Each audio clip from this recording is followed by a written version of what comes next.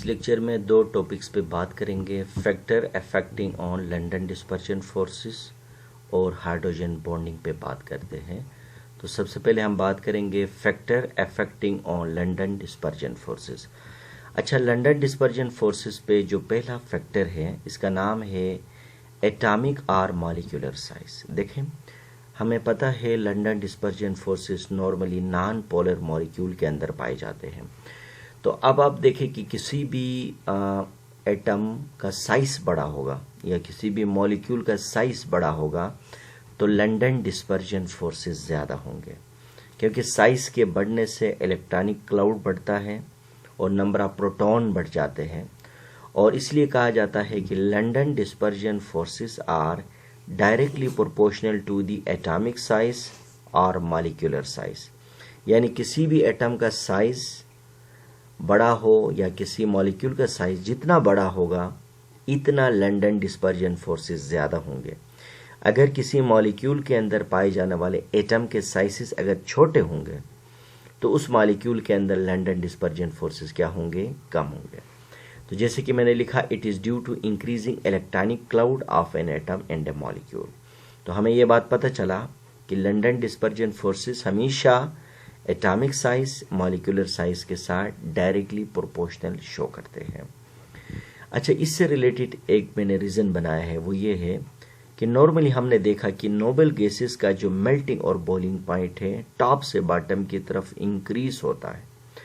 अब आप देखें टॉप से बॉटम की तरफ, जहां हम हीलियम से जब हम नियोन से हम आर्गोन की तरफ जाते हैं ना, तो देखिए मेल्टिंग और बॉइलिंग पॉइंट इंक्रीज होता है। इंक्रीज क्यों होता है? क्योंकि एटम का साइज जो होता है वो बढ़ जाता है, और जिसकी वजह से लंदन डिस्पर्जन फोर्सेस ज़्यादा होते हैं और ज़्यादा अट्रैक्शन होता है, और नतीजे के तौर पर बॉइलिंग पॉइंट और मेल्टिंग पॉइंट क्या होती है? ज़्यादा होती है। जैसे कि मैंने लिखा, why melting and boiling point of noble gases increase from top to bottom, it is due to increasing London dispersion forces from top to bottom. Helium का देखिए मेल्टिंग पॉइंट क्या है? -268.6 डिग्री सेंटीग्रेड है। जेनॉन का देखिए आप -107.1 degree Celsius है, melting point है। इसके बाद है जो दूसरा फैक्टर है वो है पोलराइजेबिलिटी है। देखिए, polarizability is a directly proportional to the London dispersion forces.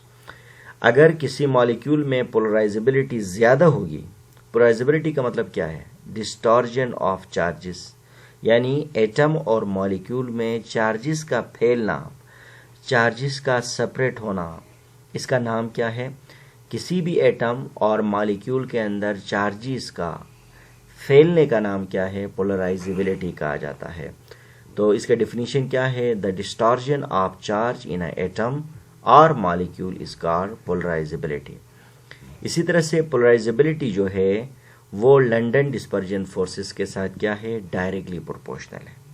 अगर किसी मॉलिक्यूल में पोलराइजेबिलिटी ज़्यादा होगी तो लंदन डिस्पर्जन फोर्सेस ज़्यादा होंगे, क्योंकि मॉलिक्यूल जितना ज़्यादा पोलराइज होगा तो इतना इसके अंदर जो होगा टर्मिनल्स, जो पॉजिटिव और नेगेटिव टर्मिनल्स ज़्यादा स्ट्रांग होंगे।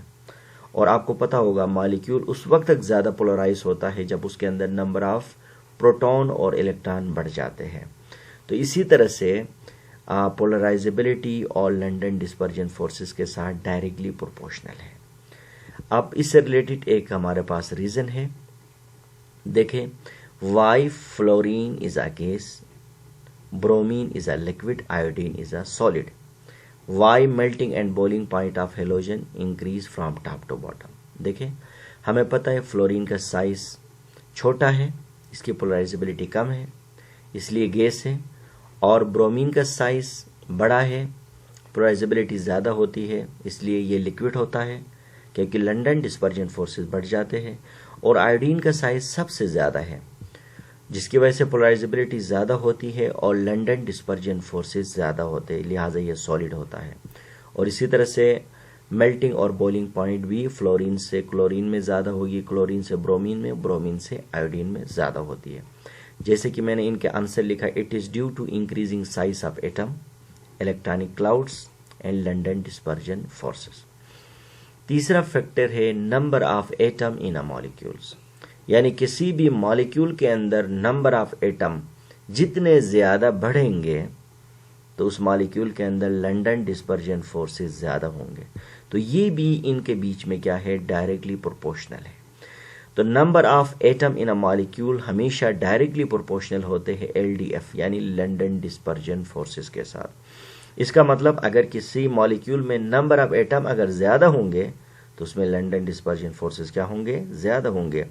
तो इसका एक बेहतरीन एग्जांपल देखें, अल्केन फैमिली देखें आप, अल्केन फैमिली में आप देखें, अल्केन फैमिली के अंदर कार्बन नंबर 1 से लेकर 4 यानी मीथेन से लेकर ब्यूटेन तक जो स्टेट होता है उनका जो वो गैसेस होते हैं। अच्छा, गैसेस क्यों होते हैं, क्योंकि नंबर ऑफ एटम कम होते हैं।